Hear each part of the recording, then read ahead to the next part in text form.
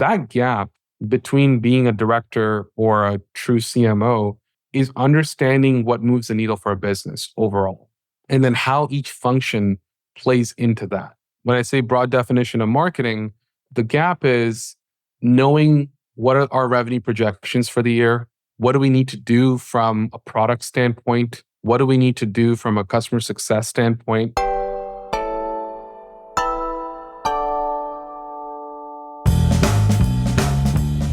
Hello and welcome to Confessions of a B2B Entrepreneur. I am your host, Tom Hunt, and today we're going back to our marketing roots, but from a business/finance standpoint. We have Shiv Narayanan on the show of How to SaaS to explain his view of marketing, and Shiv's background is as a marketing leader, but through the view of private equity. And so he shares how marketers really can become more valuable by tying everything they do to business outcomes. So a must listen for all you marketers out there. Before we jump in, let's give a quick shout out to Fame, who is producing this show. If you like a show like this, please go to fame.so, request a proposal, and we will speak about building you a show like this. So let's jump in to this episode with Shiv right now. Shiv, welcome to the show. Excited to be here. Thanks for having me, Tom. Now, I spoke to quite a lot of marketers on the show. They're my favorite types of people. And today I'm excited because we're going to be coming at marketing from an angle of another area that I don't have any real experience in, but I'm also quite interested in, and that is private equity. And so, Shiv, I would love it if you could just give us like very simple intro to private equity and then also how they look at creating value. Yeah, it's a very unique space, and it's difficult to understand unless you're actually inside private equity. It's like one of those clubs that you have to be in the club to get in the club. And how I got into it is I was previously the CMO of a software company called Wild Apricot, and we sold it to private equity. And then the PE firm that bought us, they bought us in 2017. They sold us to a different private equity firm in 2018. And so going through those two transactions, I got exposed to this world that previously I didn't even know existed. And the things that we were building on Wild Apricot, we'd built our entire go-to-market through marketing and demand generation and inbound, a lot of principles that wouldn't be more common to the general marketer. But we had done that without a sales team and taken that business to 20 million in annual recurring revenue. And both the PE firms that bought us were flabbergasted or just amazed at the fact that we didn't have a sales team and we were able to do that. And so they started pulling me into their other investments and asking about how they can leverage marketing to grow those companies as well. And so that's when I saw this opportunity to found this current firm. And we started working with private equity firms to almost as a strategic consulting practice. Think of it as like a McKinsey of marketing.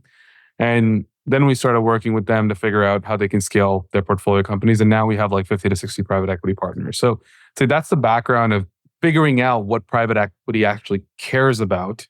And then in terms of what the substance of that is you have to really understand their dynamics. So private equity is a different asset class. Most people, when they hear about investors, what they're really thinking about is VC investors. So you hear about companies all the time. The press releases are like company X raised $100 billion or a $10 million Series A round. And we think that's the win. But what that really is, it's a company that's in an earlier stage, that has revenue, that has traction, that needs capital to become an actual company that's worthy of being acquired eventually. And then the question is like, well, who's doing the acquiring? And that asset class is private equity. And so their business model is completely different than VC, where the VC is trying to make thousands of bets and a small percentage of them really pay off. And once in a while, you have a unicorn like an Uber that really takes off. But in general, they're placing a lot of small bets on a lot of companies. On the private equity side, they're buying more established companies. And so their business model is they raise capital from limited partners. These could be endowments, retirement funds, pension plans, et cetera. They use that capital to find companies or assets that have a predictable revenue engine, have profitability, have stability so that they know that whatever capital they're deploying will be returned. And then they acquire that business usually as a full buyout or majority stake. And then they have full control. There are minority private equity investors, but there are fewer of those than full buyout funds. And then their path to value creation from there is, okay, I bought this company. I want to optimize it and grow it faster, but not at an alarming rate. Like one of the things that in the VC world that you'll see is growth at all costs and burn capital, lose money to build a bigger business. In the PE world, it's the opposite. We want to grow responsibly, be profitable, and then eventually that leads to a more efficient business that they can then flip. They might buy a business for 50 million and eventually want to sell it for 75 or 100 million. And that would be a really good outcome for them over a 5-year period.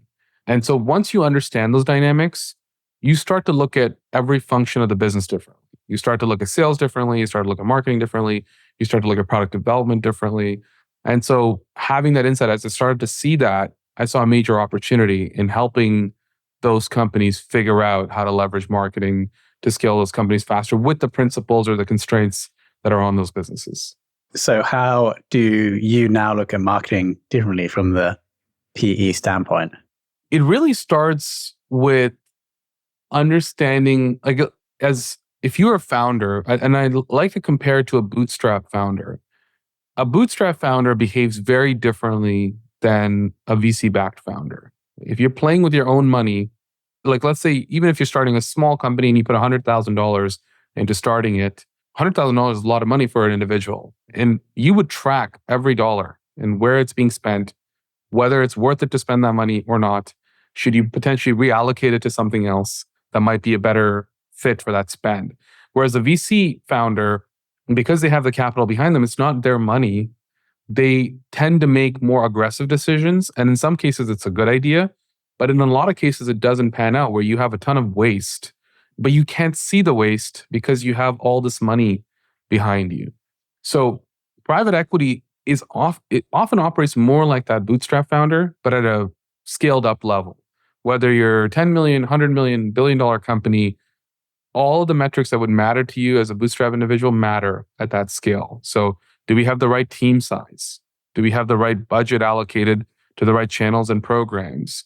What is the efficient frontier? Like maybe we can spend more, but the time it takes to recover our marketing investment would be 5 years plus. So we're not going to do that. Whereas in a VC case, you would do that because you want to just show that you have revenue growth. And so that it completely flips the decision making in terms of how you deploy capital and what kind of patience you have and what kind of constraints you put on the model. So more of a focus on customer acquisition cost. Oh, 100%. That would be one of them. Really, it starts with data across the board. There's a couple of metrics. One really major one is called the rule of 40. And it's a combination of growth plus profitability. So if your growth rate is 20% and your profitability is 20% or your EBITDA is 20%, 20 plus 20 is 40. That means it's a healthy business. You could have a lower growth rate, 5%, but you could have 60% profit margins. We've seen companies like that. And that is also a healthy business, right? So in general, they try to optimize for that rule of 40. And then within that, you start to think about, if I have growth as my one metric and profitability as my other metric, what are all the things that roll into affecting each of those metrics? So customer acquisition costs, like you mentioned, affects revenue growth. We could deploy $10 million more into marketing in a particular business, but if our customer acquisition cost or break-even point on that is 26 months, that means that our profitability number is going to come down. So you're always trading that off. On a similar way, you might look at pricing and look at your gross margins, and you want your gross margins to be above 80 or 90% in a lot of cases, especially if it's a software company. And so you can drive a ton of margin expansion with pricing as one of the levers. Understanding the 15 to 20 things that you can do within each of those two areas goes a long way. And then you got to, as a marketer, because we're talking about that right now, is really thinking about how does marketing fit into that overall puzzle and what role does it have to play in each of those instances? In the wild apricot example, can we go into like examples of how you're doing marketing pre being owned by private equity and then how that changed after you became owned by private equity? Yeah, I'd say in wild apricot or just any other entity pre or post. And my first book is called Post-Acquisition Marketing. For that reason, it's one of the number one use cases where we get brought in is right at the point of acquisition. So when a company is acquired, they're doing something well because that's what makes them worthy of being acquired in the first place. But once they enter this environment where there are institutional investors involved and there are other things that you're driving towards, the behavior needs to change. And I'd say one of the biggest things that changes at that point is how heavily you leverage data to make decisions. I'd say if private equity had a language, it would be data. And most companies don't speak it because, especially if you're founder led, founders have a ton of power inside organizations, but they also have a ton of expertise that builds a business to a certain point. And one of those skills is actually their instinct, because they know the market, they know the product, they know the customer, they know where the dials are inside their business.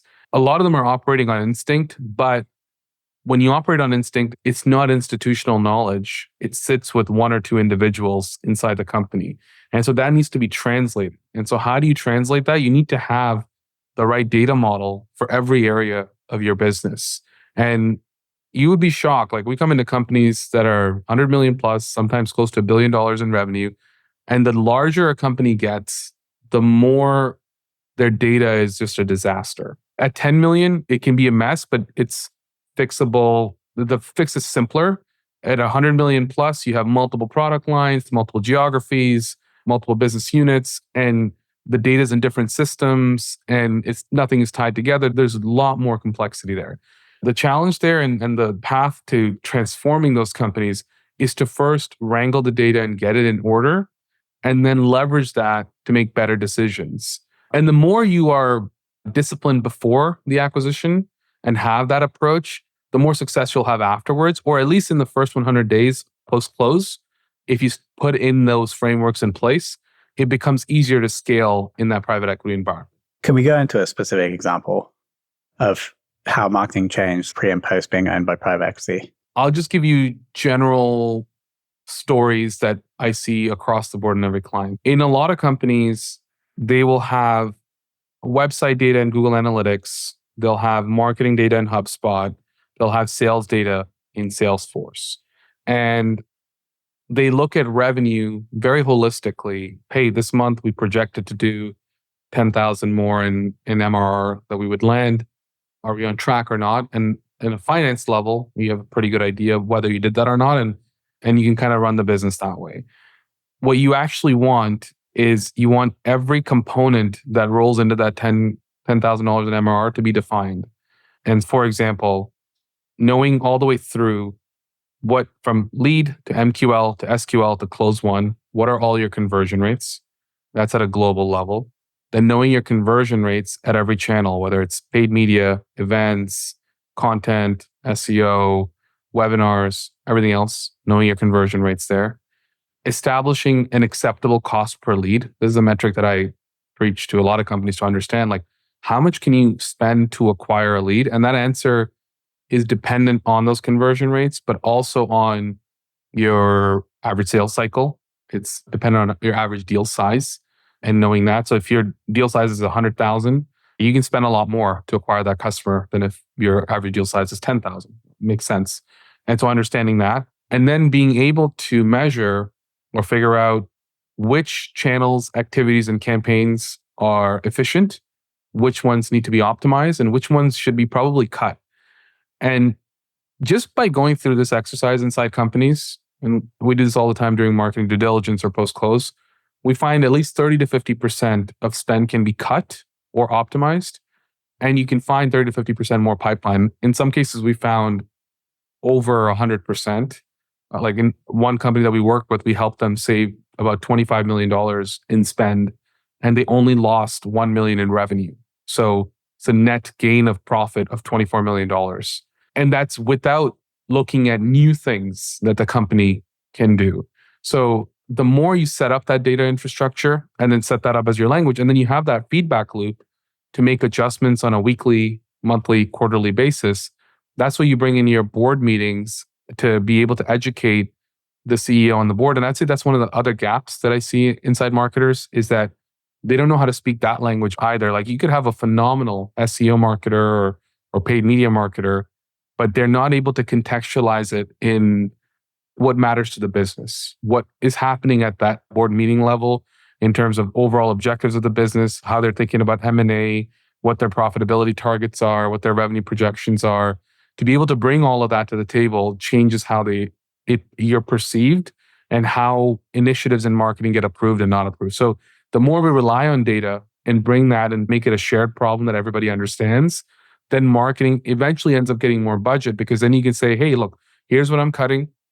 Here's what I'm scaling. Here's the ROI on the spend.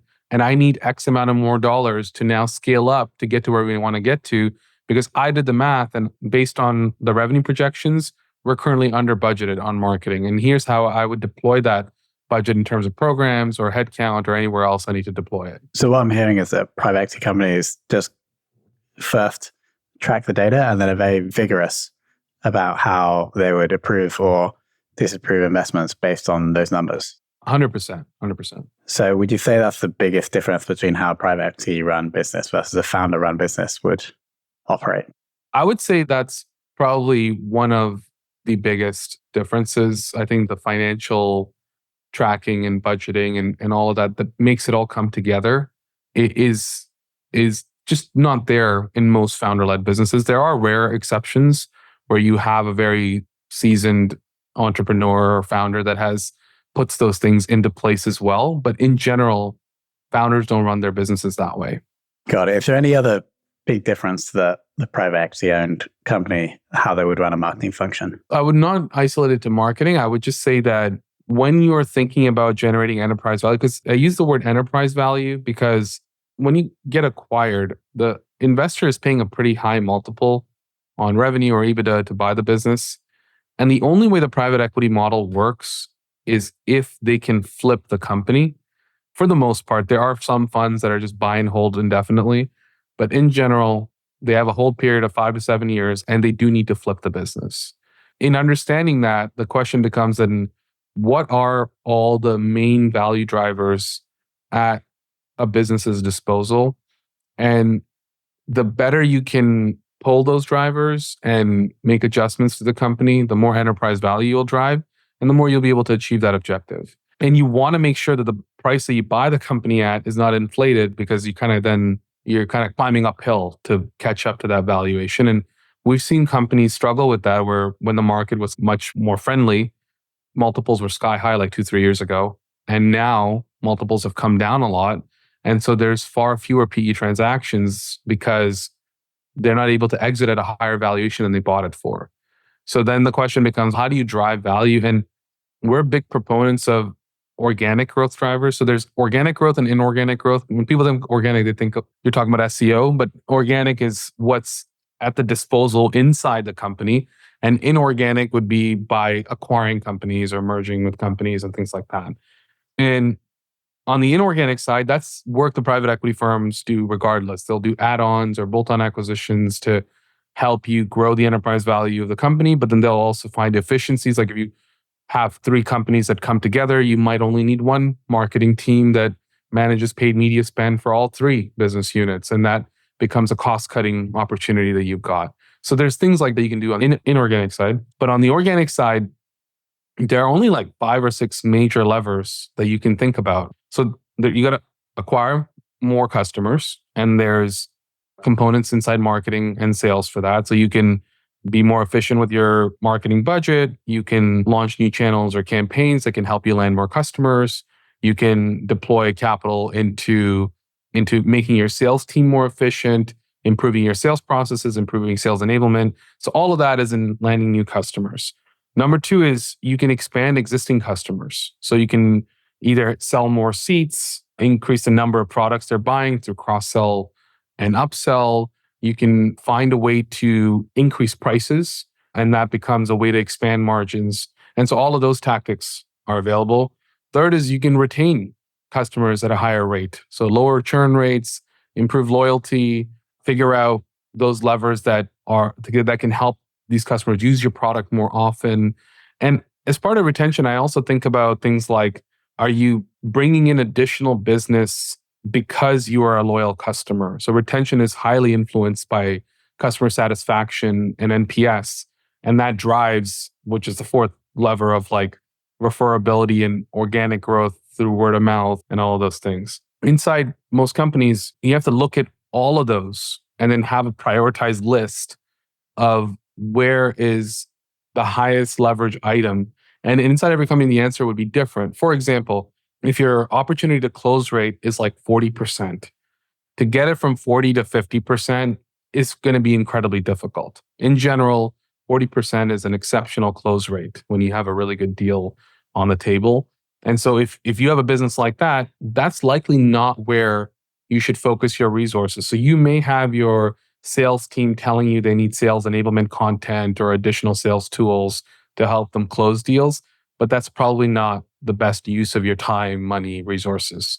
On the flip side, that same company could be really bad at converting an MQL to an SQL. Maybe they get a ton of leads in the door, but they don't end up escalating to an opportunity. In those cases, the answer could be very different. You may need to improve how you nurture those leads. You may need to create more content. You may need to educate them more. You may need to have more touch points to get them to that stage. Or it could be that you're bringing completely the wrong types of leads, or there's a lot of inefficiency in the types of leads that you're bringing in. And that's why your conversion rates are low. So you got to understand what those avenues are in that case. So again, depending on the business, you would prioritize that across sales efficiency, marketing efficiency, pricing, cross-sell, upsell, retention, referral, and all those areas. And then you'd have your top 3 things that you're going to focus on to drive value for that business. And you'd make that like almost like an annual priority for the business and look back in 12 months to see how much progress you've made in that. I'd say most companies should be running like this, but they don't, especially when you are burning capital. You don't think like this. What you actually do is you say, we're going to do all of it. We're going to launch a partner program. We're going to improve prices. We're going to launch a new product. We're going to overspend on Google Ads. And so there's never an opportunity to trade off. But instead, in this kind of environment, you have to make those kinds of decisions. And it leads to a better outcome because it really forces you to make a decision on where you're going to focus your limited resources. So those 4 things you mentioned, that's slightly broader than marketing's remit. I think maybe marketing can help with 1 or 2 of them.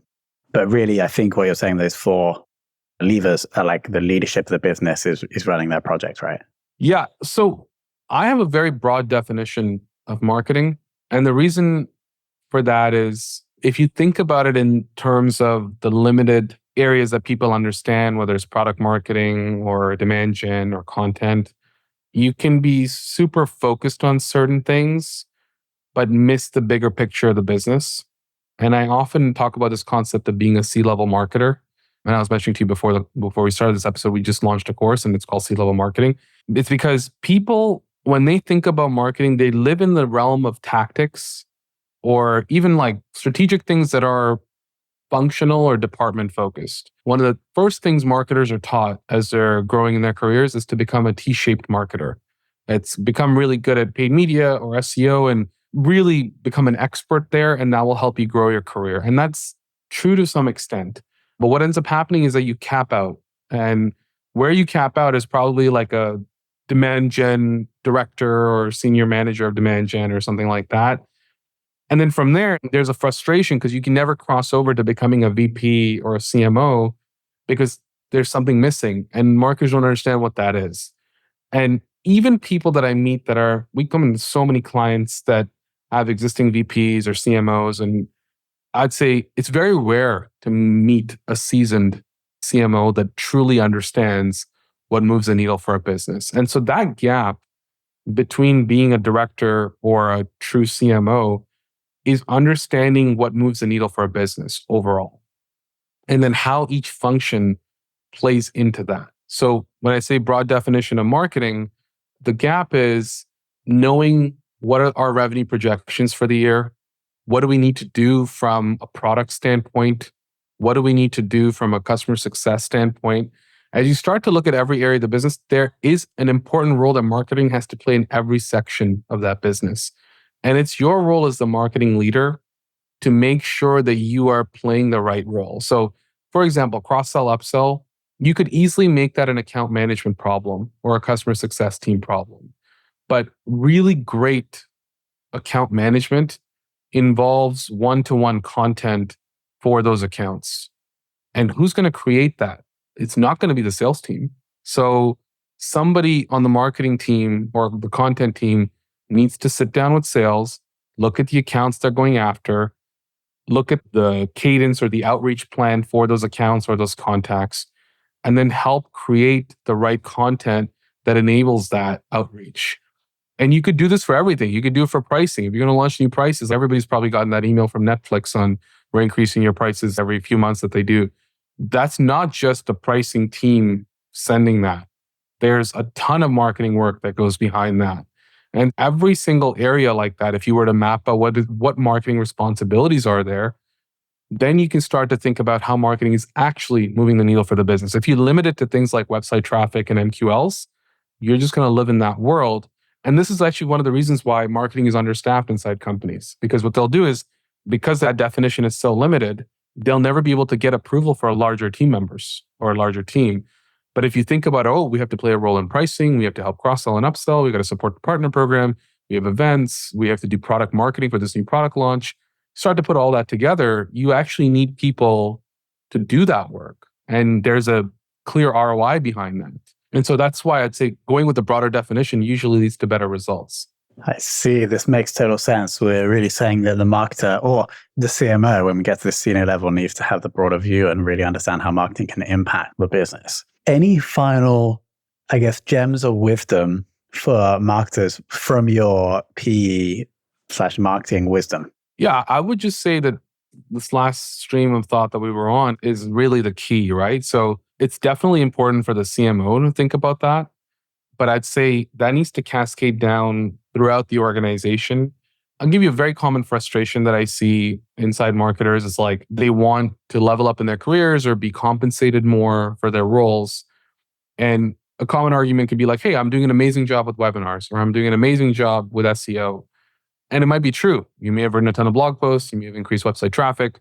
But if despite your work, the business doesn't grow, if despite your work, profitability or whatever doesn't improve, then it almost doesn't matter.